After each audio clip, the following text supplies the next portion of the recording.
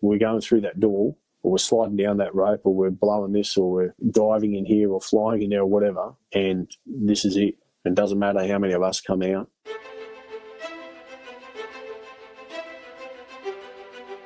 Welcome to the podcast where we track down Australian war veterans, have a chat with them, and hear their stories. I'm Alex Lloyd, and this is Life on the Line. The single greatest sacrifice I've made is my family. There were a couple of public beheadings. In order to kill, you've got to be a little bit angry. Not psychotic, but just angry. We could look down the Frankfurt and see it on fire. Stuff blowing up everywhere. There will be no surrender. And then they had to fight an enemy in amongst women and children in those buildings. I could never not go back. They were my friends and they felt like family. She did say, "You've changed." A soldier put everything on the line to help one of our blokes. This conversation is with a 24-year Army veteran, a Warrant Officer Class One, formerly of the 2nd Commando Regiment. This Special Forces operative is known as H. The senior Special Forces soldier has been thrice decorated for conspicuous service and valour. I spoke with H over Skype in a first for Life on the Line, a 3-part conversation. This episode, Volume 1, covers H joining the military, Somalia, becoming a commando, Timor, and Tactical Assault Group, East. Volume 2 details some of H's significant combat experiences in Afghanistan. And in Volume 3, we reflect and look at the toll years of service at the tip of the spear can have. Subscribe in your podcast app to get every instalment. This is Volume 1 of H speaking to Life on the Line.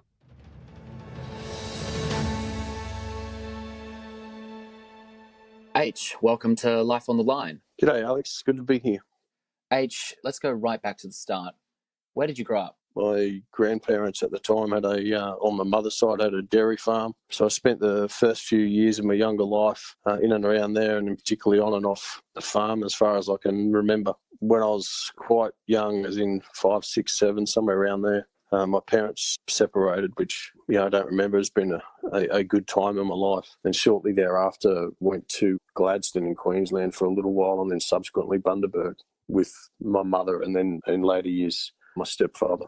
So when you went and followed your mother, was that still on a farming environment, or was that more suburban? No, that was more suburban. Yeah, and like I said, my memory of those early years is relatively vague. I think I've just remembered what I want to remember. I think that's relatively natural for a child psychology, and that is I remember the good times being on and off the farm, which was in the Darling Downs just outside of Timor, but I don't honestly remember a lot of other times through that period. From what you do remember on the farm, I assume it was quite an active childhood, helping with chores and exposure to the ideal of the rugged Aussie terrain. Yeah, it was. I've got, like I said, just lots of good memories. They had a chicken pen that went back in under half of the house, and the room I used to stay in was over the top of it.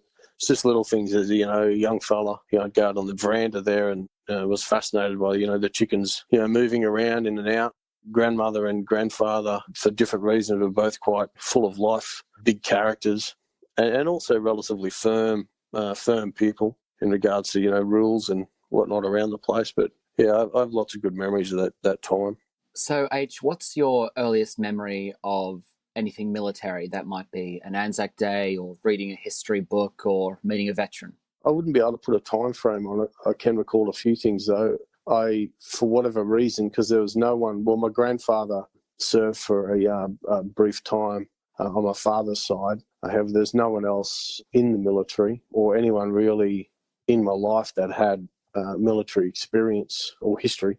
But I just remember from the utmost earliest of years being fascinated, maybe even obsessed with all things military, whether that was playing cowboys and Indians out in the yard or I remember I think I was in grade 3 or 4, which was on one of my reports home to Mum, the teacher pulling me up for he needs to stop playing army, in inverted commas, in class and being such a distraction because I was running around. I'd hide underneath desks and I'd use my ruler as my makeshift weapon, and I'd be moving around the class shooting students or pretending to. So it was just always that. And when anybody would sort of ask me, I'd always say, when I grow up, I'm going to be in the army. So I honestly don't know where that specifically comes from, but I do recall clearly that it was always there. There was never anything else. So when do you join the military? I joined when I was 17. I actually tried to join when I was 15 as a mechanic, so under the apprentice scheme. I can't remember the specific reasons why that didn't work out, but it didn't work out for me. And I always was very headstrong on joining to go to infantry to then go to special forces. There was never any, again, I can just remember that quite clearly. There was never any other option in my head, so much to the extent that I sort of got reprimanded at Kapuka when you had to give 3 options, and I wrote down infantry, and got hauled up the office and told to write option 2 and 3 down, and then went back and wrote infantry again, which then they got quite frustrated with me. And I can't remember how that ended up happening because I know I wouldn't fill out anything on option 2 or 3, so I think they may have written something in. I've got the utmost respect and for everybody who joins the Army, Navy or Air Force and what they choose to do, especially nowadays because we're all volunteers. But for me personally, and like I said, after serving so long, knowing how important all those other components are for the actual combat elements. But for me personally, soldering was to be and was always going to be, soldering as you can imagine it, which is, in more of the combative roles. And for me in particular, it was always going to be infantry. And then before I joined, had the aspirations to go to special forces, which at that time in Australia, there was only SASR as that unit. So once training actually begins for you when you're 17, how do you find that the institution of discipline and the strict routine and following orders? I really enjoyed it. I'd like to say I almost thrived in that environment. I found, and I'm not just saying this because it may sound a little bit arrogant, I didn't find anything difficult. I got best at PT or whatever it was. I just found everything really enjoyable, and even when something challenging was presented, I just found the challenge enjoyable. And immediately I bonded heavily with the whole concept of the brotherhood and, your identity, how everyone's broken down, probably more so back then, how they were very artistic in the way that they start everybody or ensure that everybody's starting at the same level, with the haircuts, with what you wear, with the daily routine. And, it doesn't matter, what your background is or how tall, short, whatever, you can either, do everything that you're asked to do and do it well, or you can't. And I think that, bonds everybody on more of an equal plane. You have your eyes set on Special Forces at some point in the future, but let's talk about your time in the Army before that comes about. Once you get through training, where are you posted to? Well, for the infantry, I got the Corps of Infantry, funny enough, and then went to Singleton to do your IETs, the initial employment training, for 3 months back then. I'm not sure what it is nowadays.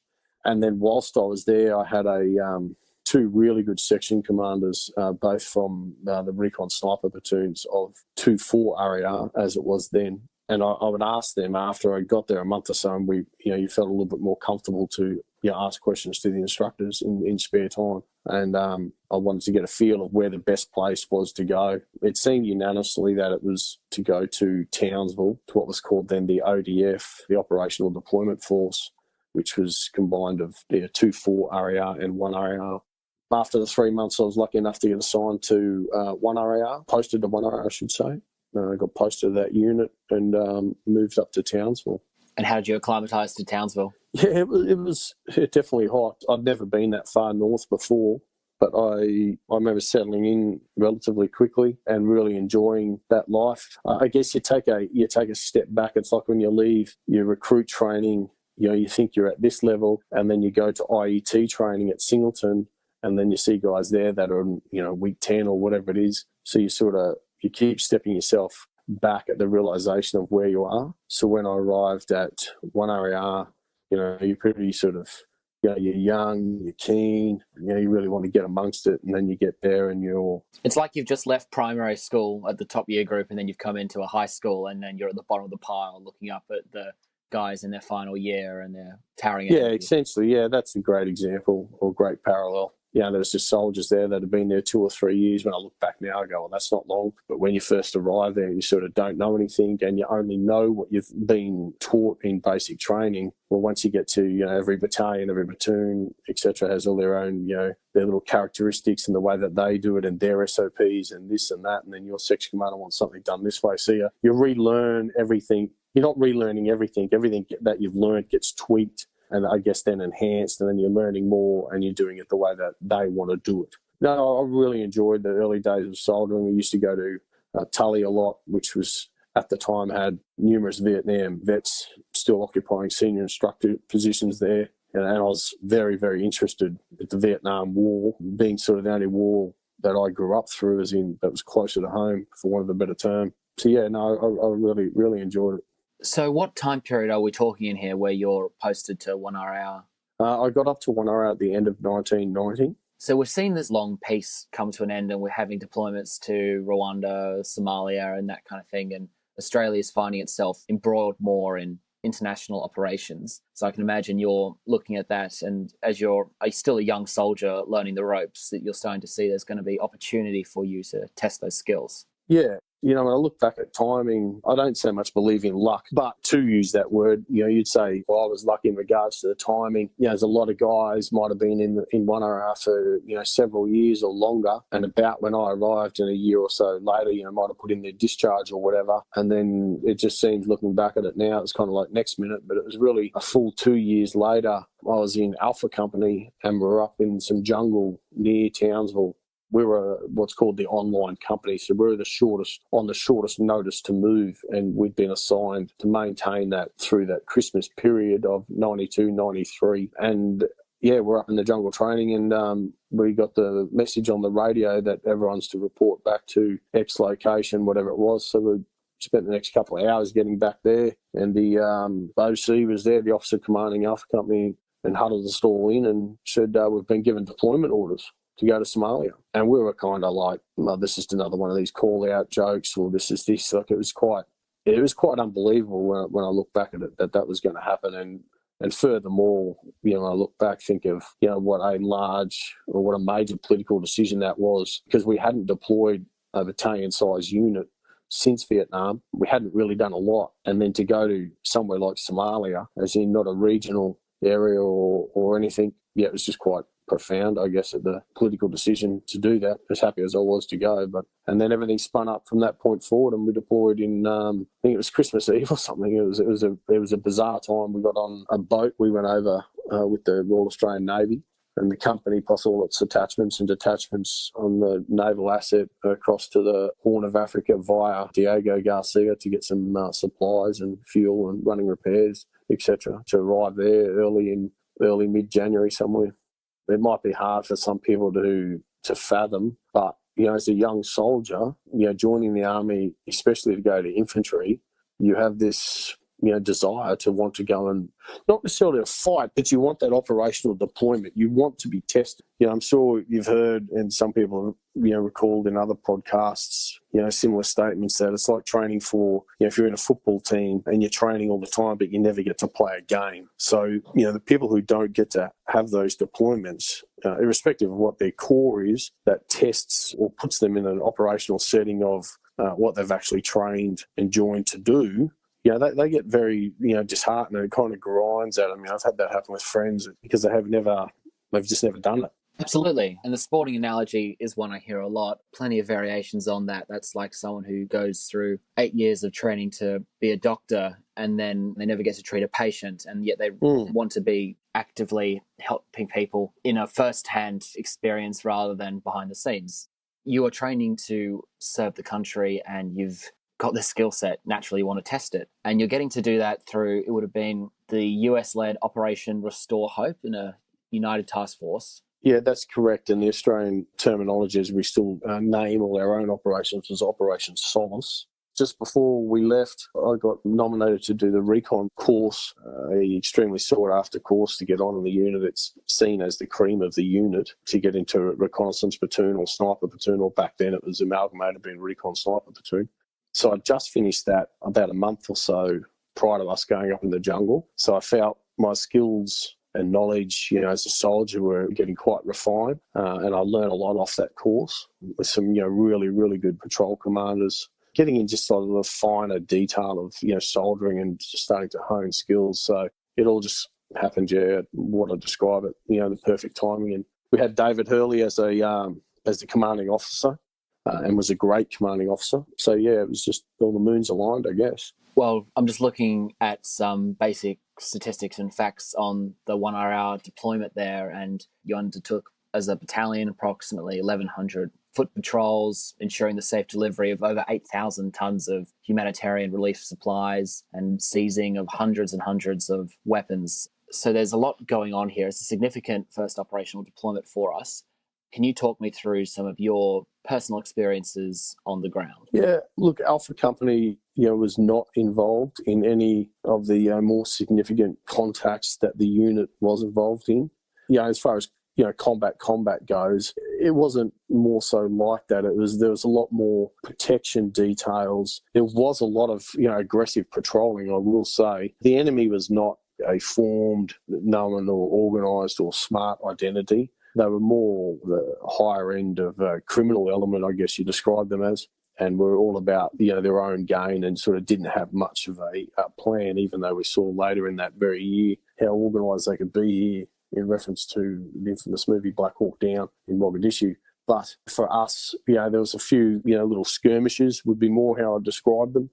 Very, very intense patrolling of areas to keep them safe. There was a lot of, convoy escorts, route denial, and protection of, because as you alluded to earlier, it was such, leaning more towards a humanitarian type mission. And it was, one of our main focuses was getting that food out to them. But also it didn't stop there. It was ensuring that, then that wasn't taken off them and that it was distributed correctly, because you'd pull up in these areas and set up a cordon because thousands and thousands of people would arrive and there would only be 30 of you and you were literally, smothered by their quest to get to that food. So, things in those environments become quite harsh at times, as in the decisions you had to make and whatnot, just trying to keep people at bay who were starving, trying to get the food. But you need some sort of control. Well, let's talk about those light skirmishes. They'll pale in comparison to anything you face in Afghanistan, I know, but it's that first time you're getting a taste of what you were searching for when you were hiding under the desk,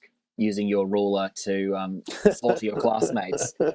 How did you react? Was there an emotional reaction when that first skirmish, that first brief encounter occurred? No, I think it's, again, you'll hear this said many times before, right then and there, your training just kicks in. So there's only a couple of occasions where, we were that close, to something actually happening. Like I said, a couple of the other elements in the other companies got involved in a few more, what I'd call more contacts or combat type of engagements. The few things that happened with us is your training just kicks in, straight away. You're not really thinking, you're doing, and things happen, very fast. If someone fires half a burst of an AK-47 out you in an alleyway at night time, and in those environments, you can't just shoot back. So, you're going back to those, infantry minor tactics, IMTs, as they say, it's run down, call, observe, aim, fire. So, you might literally do that, but you'll run to move and then get somewhere where you can observe. And then if you can't,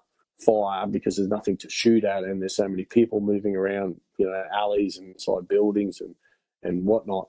So, but to answer your question, it's there's an adrenaline spike, of course. It's exhilarating. Afterwards, you sort of, or, particularly me, because I overthink things and what could have I done better, or what should have I done, or did I do this, or did I do that, and everything. But, most guys react to things like that in post the event in quite a, jovial sort of happy manner, as in like, this happened or that happened, because that's what, coming back to what I said earlier, that's what they're training to do. So everyone, unless you react extremely negatively, it kind of, stamps everybody's confidence that, I did what I was trained to do, and I, didn't do anything silly, or I didn't freeze, or I didn't, etc. So, I really enjoyed the time there, and it was a great learning curve for later things to come. Just to be walking around in that environment for almost 6 months.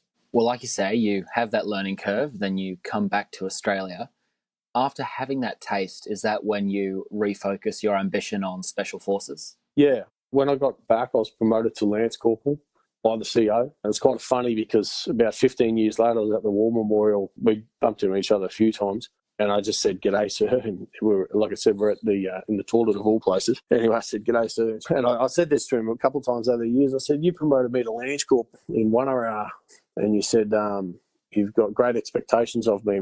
Just have this kind of laugh, because that always stuck in my ear, even though he may have said it to everybody. I took it personally. But anyway, when we came back, like I was saying, I got promoted to Lance Corporal and then posted to Recon Platoon, which was a little bit controversial because not many people would go there with rank. Even though I was a junior Lance Corporal, most people would, soldiers had to go there and do time in a patrol, and then you'd go back to a rifle company, then come back as a patrol 2IC. But I went there straight away as a patrol 2IC.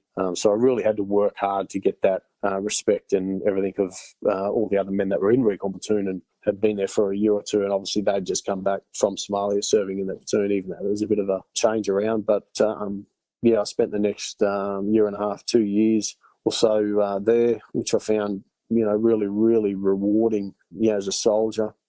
The morale on the battalion then was just, fantastic after Somalia because we've been on operational deployment. You got to remember, we're the only people walking around the AD or the Australian Army, no matter where you went or what course you did, that had medals on. There'd be very, very, very few people had medals because a lot of the Vietnam vets had got out. So if they were like an RSM or a senior personal, there was still a few of them around that had been to Vietnam. Other than that, because there was such that large gap of peace there or non-operational deployments, when you'd go on a course, like people would literally come up to you and they'd like want to talk about it and they'd look at your medal like it was. So I look back at that and find it quite humorous because nowadays, everyone's got a rack. But living through that period where we're the only guys with medals, it's quite funny. So are you still in Recon Platoon in 1997? Yeah, but I'd gone and come back. So in, I think it was in 96. Yeah, in 96 I went to Rifle Company Butterworth. So I deployed to Malaysia for 4 months and then came back from there and then went back to Recon Platoon. And at some stage there I was promoted to a corporal. So when I went back to Recon Platoon, I was a patrol commander. And then did, in between there at some stage, I applied for SASR, but I'd just been charged. I'd had both a civilian offence and a military offence. One was DUI, and the military offence was AWOL. Were those two connected? No, they actually weren't.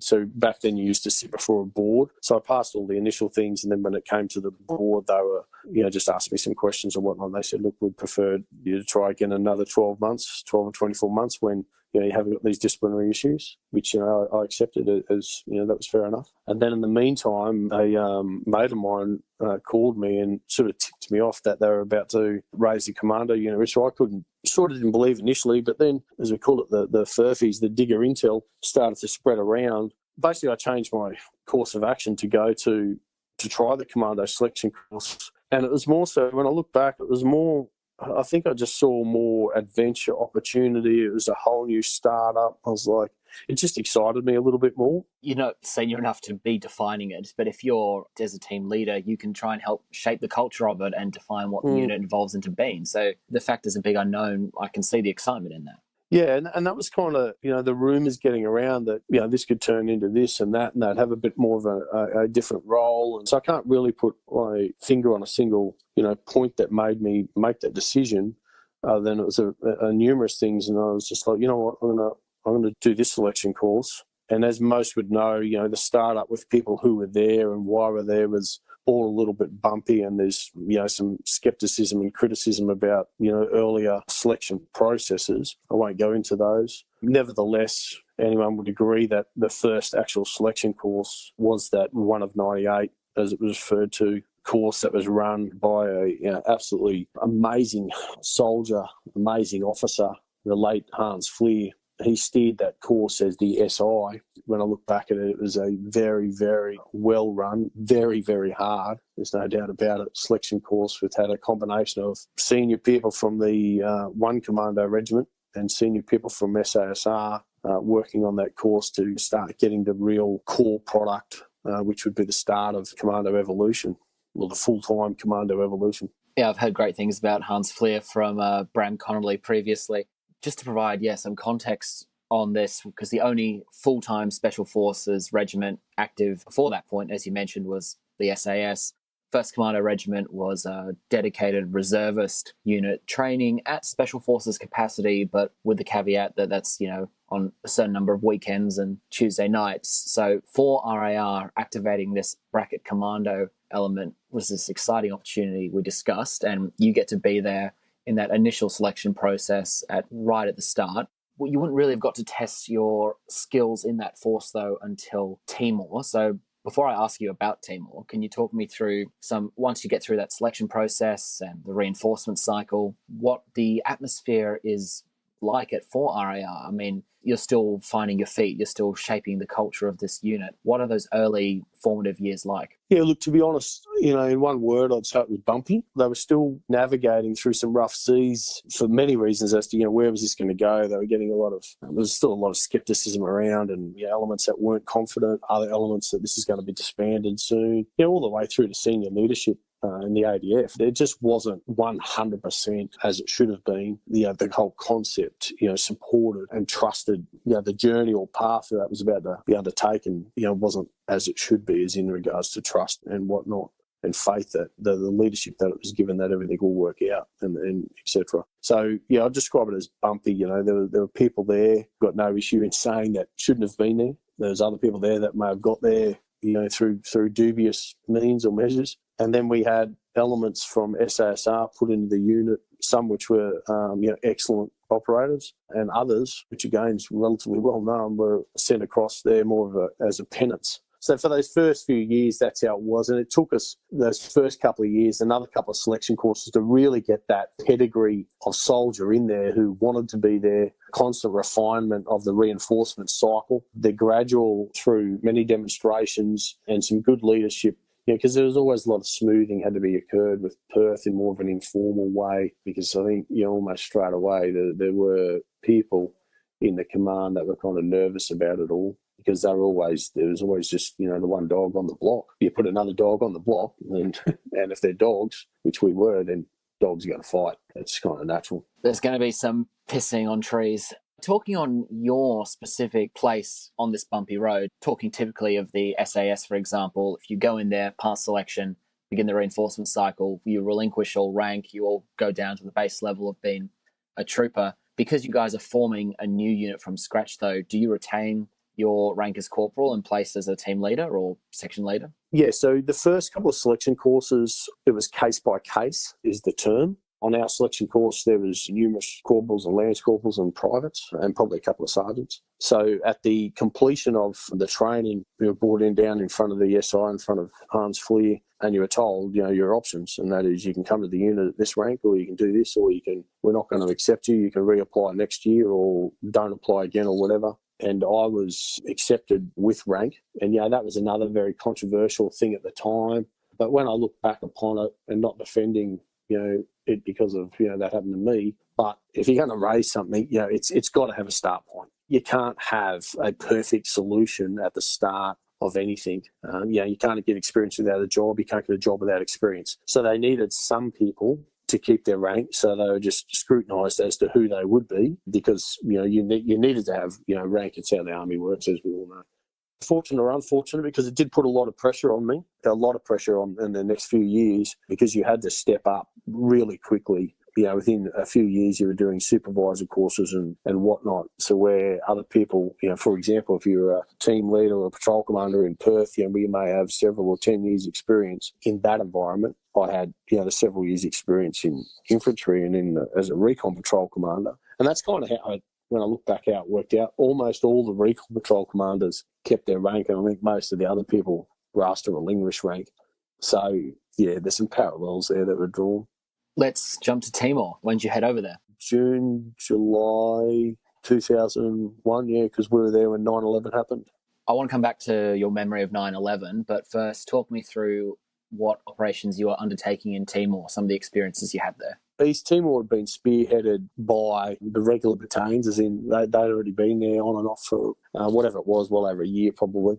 And obviously the SASR had been there for some time. And this comes back to where we still at this stage weren't what you'd call, in regards to the ADF, truly accepted as this only special operations element. So when we went to East Timor, our numbers were bolstered up with just normal people posting into the unit. So prior to that, it was quite a unstable, not sad, but a bit of a disturbing time for a lot of us, because we were like, is this the start of the fall?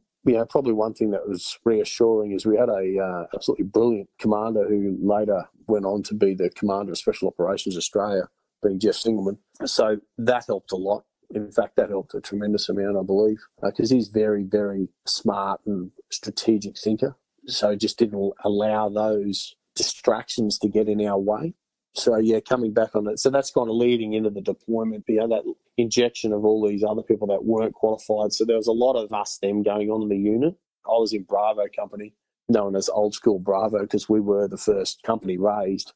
And we happened to retain the vast majority of qualified people. And then I think there's a lot of qualified people also in Charlie Company, if memory serves me correctly. And then the other companies became, more, the seesaw sort of leaned more the other way in regards to non-qualified versus qualified.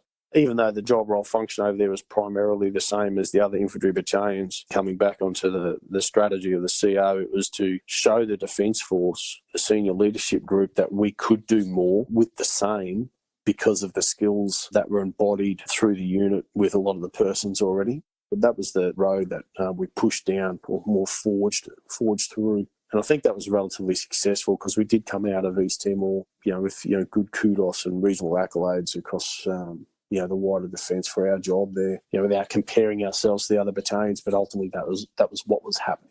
Can you give me one or two specific memorable anecdotes from your time on Timor? Might be a patrol or a run-in. Most significant, or certainly within the unit, then we did the longest duration. When I say we, my team did the longest duration patrol, which went for 10 days with no resupply. And basically we had a very, very long foot infiltration by night over some absolutely despicable terrain. He's in lots of rocky outcrops, and it's a wonder someone didn't die on that infill, because we were still on the older generation of goggles, or they weren't goggles, they were monocular then. So our ability to, compared to today's technology, to move of a night time was not good.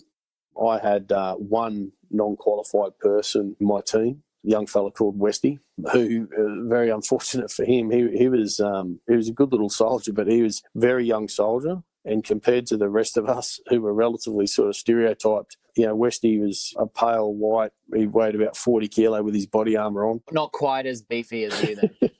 He kind of stood out in our team. But we pushed him very hard, possibly too hard on occasions, through the lead-up training. And coming back onto the story, I had some really, really good soldiers in my team. I had the late Brett Wood, a couple of other fellas, when we were tight. As in, a few of us did selection together, been together for a long time. I always used to get a bit of static about, empire building or jacking teams up, or all through my career. And I'd kind of look at people and go, well, of course that's what I've done. I mean, don't you surround yourself with the best? So, I made sure my team wasn't hindered with all these other things that were going on, and I pretty well had the cream of the cream. Anyway, so for that particular patrol, I convinced, over a few heated arguments, the OC that I didn't have to take young Westy, that he wouldn't be cut out for this patrol, and my team was particularly picked for it because it was going to be fairly arduous and it had some strategic significance. He dropped off, so I only had the 5 guys that I knew were 101% and that I could rely on. So we had to get into a covert observation post on some extremely high ground, which then had a sharp drop-off, so we actually crawled through a bunch of really, really thick undergrowth, clipping our way through there in a zigzag fashion so that from the outside, if you looked in, you wouldn't be able to detect anything, until we got to the edge of this cliff where we set up an observation post to confirm some elements that were coming into this particular village. And like I said, to be there for 10 days, we couldn't stand up. We were crawling the whole time. We were, pissing and shitting, within several metres of where we were in this undergrowth. So we just had these little crawl tracks, and we'd just take turns on observing and recording the information and reporting that intelligence back to higher command to help them base their decisions, which ended up being a cordon and not a raid, but certainly a search and some apprehension a few days after we completed in this village. That was, an extremely hard patrol. I mean, we'd all almost ran out of water. We had to gain water locally to get ourselves out. There's a saying in the military, or especially with anyone who's done anything pretty arduous, that you're pissing siloon. Because if you know what a chem stick or a siloon is, the colour of it is that like fluorescent, green or red, we're that dehydrated and getting very low on everything. By the end of those 10 days, and just, like I said, crawling around on your hands and knees for that long. But we achieved the mission. It's not just the physicality there that's really interesting, though, is that it's this sort of duality you have to have in your mental processes. And what I mean by that is you are moving through the growth super slowly. Every physical action you take has to be very slow, methodical, carefully thought out. But also your brain is so alert and attuned to the sights and sounds and smells around you, and you're ready for something or to react to anything, yet while also maintaining this strict, slow, slothful silence. It's this fascinating juxtaposition. Yeah, you're dead right, Alex, and it's a good lead in. It's the strain. I mean, that's what people will never understand is it's not like when you're not looking through the observation devices, which them alone, that's another whole issue, what they're doing to your eyes and your head, and literally just burning your eyes out in the concentration because you're looking through such magnification. It's not normal, and you've got to be so acute with every detail of anything you record and see, and you're in an extremely precarious position the whole time. But it's just that's what grinds on you when you're on those longer sort of more reconnaissance style patrols is the whole time you're at such a heightened level of alertness. We couldn't be compromised up there. There was no one around to support us if something happened. It'd take them hours to get anything anywhere near us. You really are on your own, and that's when everything matters. The field craft, disciplined, the small patrol tactics, as we call them. It's all the 1%ers add up to 100%, and that's why we're so hard on guys, because you might go to other units or in other areas and they're like, oh yeah, we don't worry about that or don't worry about this. Well, we worry about everything because we know that everything matters, and it's by ensuring that all the 1% are done all the time to their absolute best of everybody's ability. That's what makes you special. That's the biggest thing with Special Force that a lot of people don't get. We get a lot of extra gear, we do a lot of extra training, but it's the mentality and mindset of doing every 1% every time at the absolute best of your ability. That's what makes you special. And because that 1% matters so much, that's why something like kicking Westy off the trip, although that might, from one perspective, sound a bit slack and he doesn't get to have that opportunity, it's actually vital, because if you're doing a task that requires everyone to fulfill that 1% every single time, the team is dragged down by the piece of the machine that's working the least efficiently. So you can't fall the dead weight. And that liability falls back on you, and that's where, as a patrol commander, you've got to, as a team commander, you've got to, negotiate strongly, to put it one way. Arguing might be another way. With your commander, with your boss, as to why, in this particular scenario, why that individual shouldn't come along. I mean, I never ever, in any other patrol ever, after that point in time, it was only ever asked for anybody removed from a team. It was only in that time because, we had some non-qualified people in amongst us. But, coming back onto your point, it's the liability, the buck stops with you on the ground. So you're trying to guarantee or assure success of the mission you've been given, and you know what's required to do that, but sometimes you need to sell that to whoever your commander is. And even later on, more so with other things as to why you're asking for a particular asset, or why you want to leave at this time, or why I want an extra 2 teams, or why we want air support at this time, and what. You've got to always sell your plan, assets, resources, everything, they're finite. They're not unlimited, like in the movies. You're fighting for everything that you want and need to achieve your mission all the time. I mean, that happened my whole career, so that was just the earlier stages, I guess, of understanding it all. Talk me through your memory of 9/11. For some reason, I was up at where the headquarters was. I was coming back into the chow hall for something. There was a lot of, when you start to pick up some, movement and chatter, it just sort of peaked in the sort of 5 minutes beforehand, to the extent where your situation awareness goes, you start asking questions because you don't know what's going on. So you're like, hey, what's going on? To everybody you pass, they're like, oh, there's been something big in the US, and everyone's mumbling and moving towards the TV. And so you start moving towards the TV. It was still very early in the stages where I can't remember what time frame it happened. But anyway, they were just having that constant replay and switching from this reporter, that reporter, this reporter, that reporter, someone on the ground, and you're just showing that raw footage that we now all know too well of the scenes of, the people fleeing in the street, just covered in ash and screaming, through to the planes hitting the towers, through to the other reports of, one's landed here and there's one near the Pentagon and we've got unconfirmed report here. And it was at that absolute chaotic stage is how you describe it. There's no other word for it. I can remember looking at the screen, and the first thing I thought in my mind was, I just went, fuck, this is a game changer. This is going to change the world. They were my first thoughts. I haven't worked with the US a little bit in previous years. I've worked with them in Somalia with the United States Marine Corps. And just seeing how they've responded to other things, I just knew then and there that this was going to be absolutely massive. And as it was, and, ever since I've termed it, even though it's never formally been termed, that was the start of World War III. It's just been fought differently, and we're still fighting it. And then shortly after that, I can't remember how long, we're obviously all, sitting on the edge of our seats, waiting to find out what our response would be, what Australia's response would be. Rumours started to spread relatively quickly that obviously the guys from Perth would be part of an initial coalition effort, in a spearhead, which they were. And did an absolutely fantastic job and were involved in some amazing initial actions.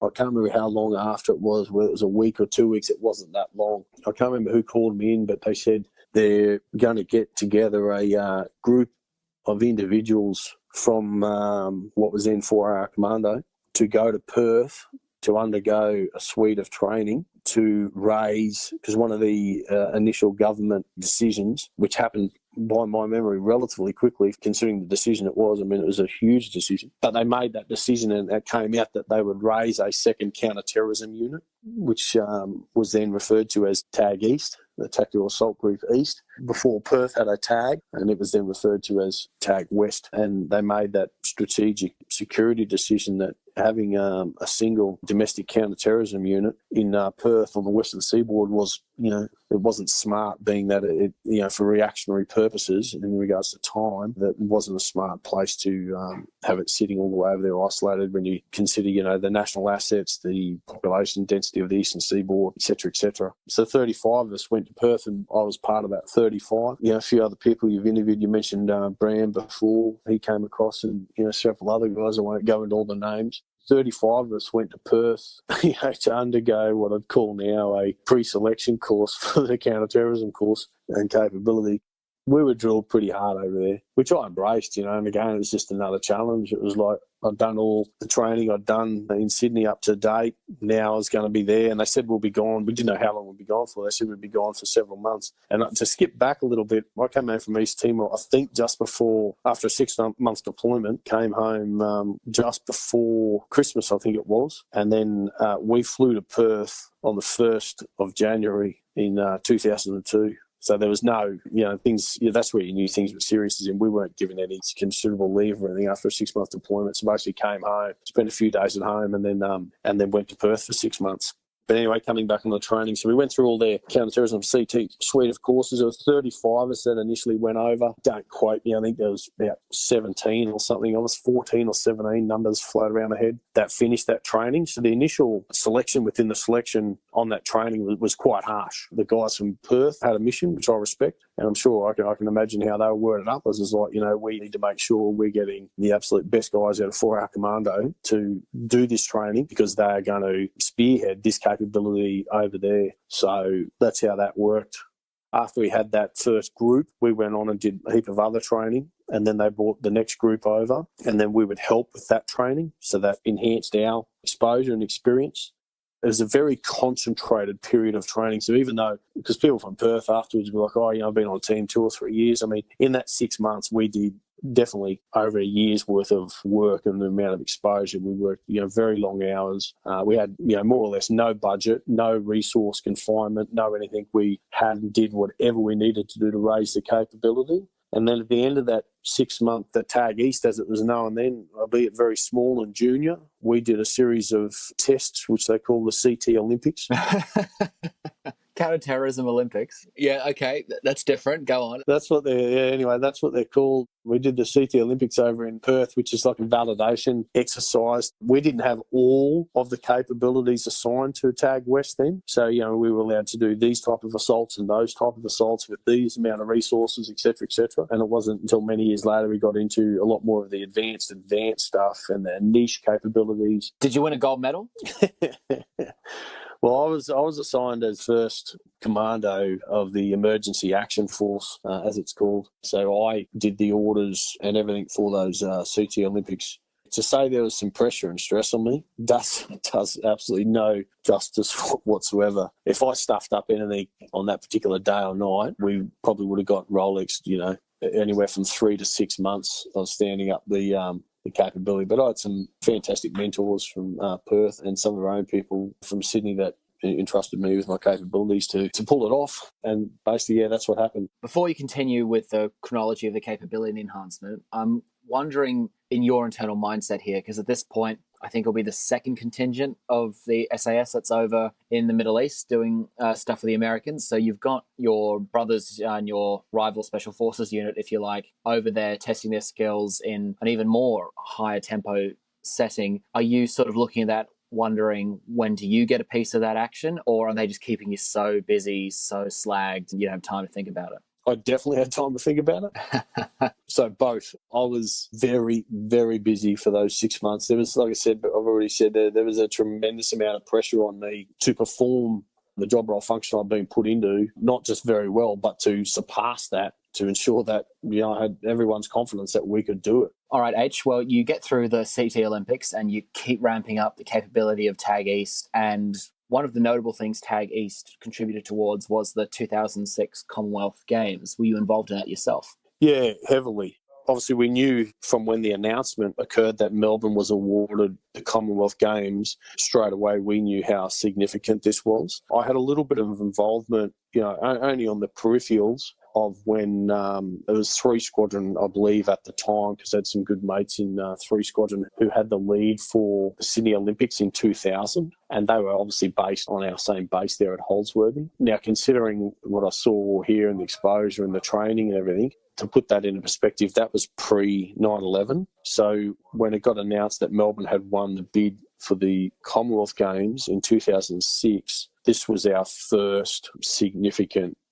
counter-terrorism operation, being termed Operation Acolyte. We jacked up that team known as the Dream Team. I can hear and see all their eyes rolling now. But we were very, very particular who was on that. I mean, that's a fact. All ego aside and jokes aside, I did a lot of work, steering and influencing, senior people to make sure that they understood and posted the right people in. And we held a lot of people over. We got to the stage where we wanted a guy to spend about 12 months on teams so he'd see a full evolution. And then we'd post 4 or 5 guys out and bring 4 or 5 new guys back in, so we always had that good base of residual experience. We had the right guys in the right positions, certainly with the right amount of experience and skills and attitude. I look back now and it was really second to none. Like we were very, very good at what we did. We had numerous elements for other special operations units around the world come and observe and be there as liaison officers, and from some of the most premier units around. And they were all very positive in their comments and watching us work and deliver the capability that we're assigned to deliver for government. It's a no-fail mission. That's probably the key difference many people may not understand with the counter-terrorism role is, and why it's so intense, is because you can't fail. When they get called up, it means the government has ran out of all options. So, you train to such a speed, a pursuit of excellence, highly motivated, et cetera, because, like I said, it's a no-fail mission. We're going through that door, or we're sliding down that rope, or we're blowing this, or we're diving in here, or flying in there, or whatever, and this is it. It doesn't matter how many of us come out. The mission was always save the lives of hostages. That was it. And it's at home. It is that final line you have to protect. We don't negate security for speed, but our priority, and I used to try and explain this to people, that the pendulum swings on speed. Speed is everything, because you must get to them and must eliminate all threats before the threat can get to the hostage. Whereas, for example, if you're overseas on a compound. This is in a non-hostage scenario. We can cordon that compound and they're on our time. We can be more deliberate. Man, we don't want to get, you never want to get someone injured, but if someone gets shot in a domestic counter-terrorism role, there's a paramedic 100 metres away and a hospital, 5 minutes from there or wherever. Obviously, that depends on the geographic location, but you get the point. You've got all these emergency response units supporting you from a national perspective. Basically, there's nothing you haven't got. There's no string we can't pull. There's no resource, that would not be assigned. It's whatever we need to achieve the mission will be given to us. That's the big difference. That's the mindset difference. Is you need to eliminate all targets with the utmost accuracy and speed. I really enjoyed my time in the TAG on and off over the years, and then later became the first Commando Sergeant Major of TAG East. So H, you've had overseas deployments before to Somalia and then Timor. You are in a special forces unit that's really established itself. You have continued to grow your capabilities with operations like TAG East and the formation of that. When do you finally get told that you're going to the Middle East? On the end of Op Acolyte, I found out, and I was getting very, very itchy feet because Operation Acolyte was like a culmination. All the training I'd done, all the counter-terrorism training done thus far. So I was already, and like I said, that's how my sort of head works, is I was already looking forward and looking out as what's next. Well, obviously, it's, to get in Afghanistan, we had already sent our first guys in. The Commandos had already gone. And then Mark Smethurst, who was the CO of the unit, as in of 2 Command at the time, he pulled me aside and said, how would you feel about this? The reason it came a little bit out of blue is because Force Element was already in Singleton training to go. So I wasn't on that Force Element. I would have tried hard to manoeuvre myself and manipulate things to get on the next one. But he said, I want you on this one. So I was very, very excited to leave Acolyte. I actually left a day early to get back up, to have a day or two at home, to then go straight to Singleton. So again, I had no break.